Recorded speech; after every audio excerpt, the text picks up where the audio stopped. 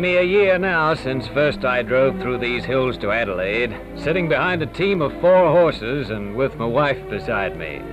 This time it's my grandson. He's on his way to one of the research laboratories.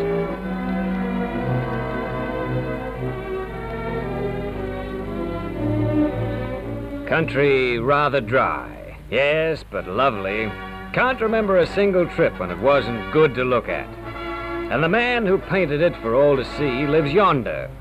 We're leaving him a parcel from admirers down south. Call that little lass over, will you? Would you give this to Mr. Heysen? There he is, painting away. Maybe he'll open the parcel when he's finished his work. You know, he's made these hills very much a part of our family life. Just about the first painter to get the real shape of a gum tree onto canvas. And that was many summers ago.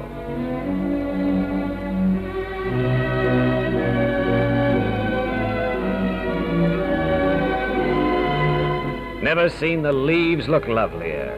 Or maybe you feel beauty more keenly when you're getting on.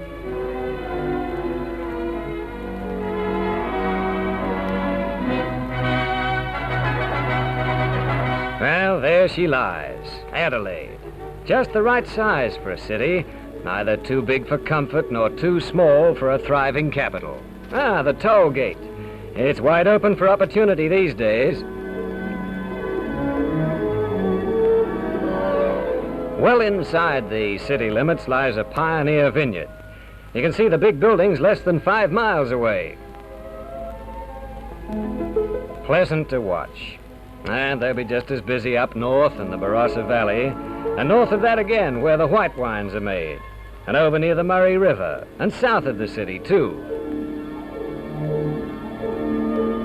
Grapes from more than 60,000 vine-covered acres are coming into the vats. Many a bottle we've had from here over the years. No regrets either if we drank 'em one by one. Enjoyed 'em the better for it. Still enjoy 'em. A great center for agricultural research, the Waite Institute.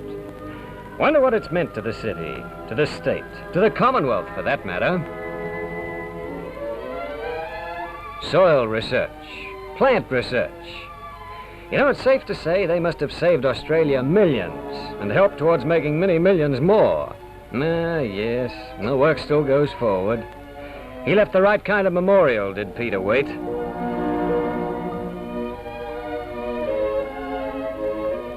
Perhaps the lad may be able to play a part here one of these days. I certainly hope so.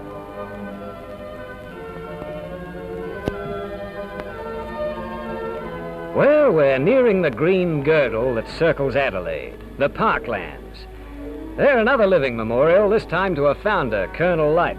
He had to fight for his idea of what a city should be. He said posterity would judge him, and posterity's judgment can be found in today's enjoyment of what he planned. Down through the busiest part of the city runs King William Street. It was in his reign that the first tiny settlement came into being, and his queen, Adelaide, gave her name to it. Here, where North Terrace crosses the Royal Street, is the city's hub. On one side, the offices of commerce, the professions, and facing them, library, museum, gallery, university, commerce and cultural life on the same tree-lined terrace. Behind it lies the river, and it leads us to the place that most attracts me, the gardens. So quiet, so peaceful. And there are usually gulls on the wing, ducks on the water.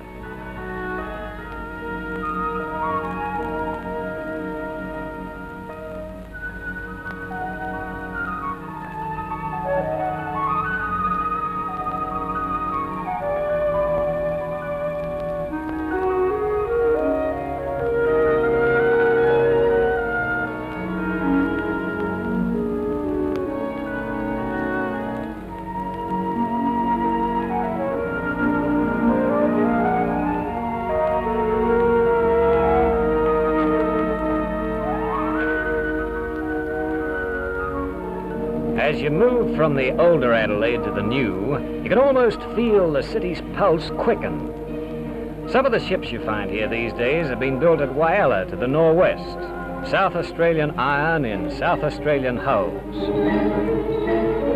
South Australian wheat and South Australian wool. Two of the state's chief exports are moving overseas in a steady stream.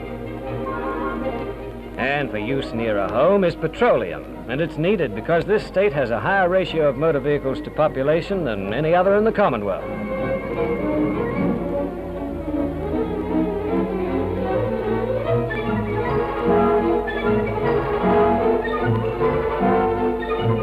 Power of another kind comes from the electricity trust at Osborne, and it's needed urgently, for industrial Adelaide is employing twice the men and giving 3 times the output it did only 10 years ago.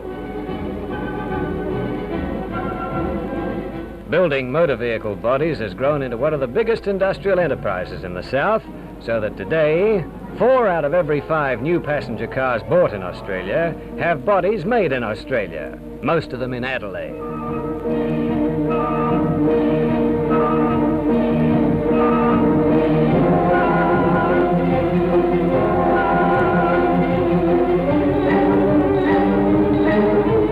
When the bodies are assembled, they travel to every corner of the continent, a continent whose great distances make transportation a matter of first importance. And the thousands of men whose daily job it is to meet this need are steadily increasing in numbers and output. Well, we're almost back at the university now. There's the art gallery. I remember taking you there as a very little fellow, new suit and all. And beyond it is the university.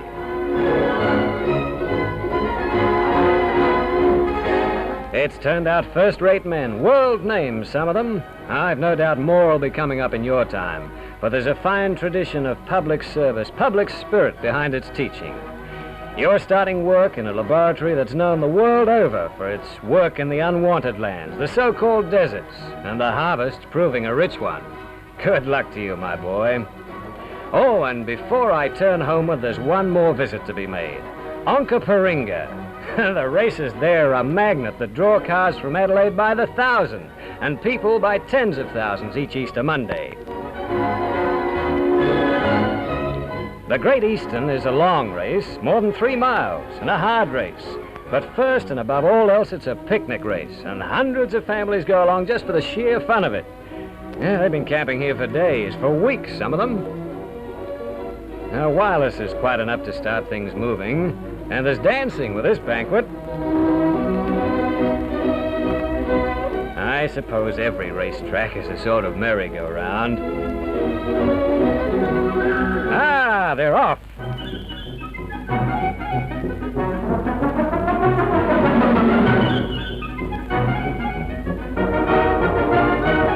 It's a unique course, and more often than not, you can't see even the rails for people. At one point, it crosses a bush road, a tricky jump. Uh-oh, no bones broken. Years ago, a tree fell over the track, and it's still there, even though the jump is uphill. Not many horses have lasted the distance, but one of them has come away, an outsider, and I wasn't on it. Not that it matters. I've had my fun, so have 65,000 others. Well, that's Adelaide for you. It works and it plays, and it always seems to me they make the best of what they have here, which is one very good reason why its future is so full of promise. And it is.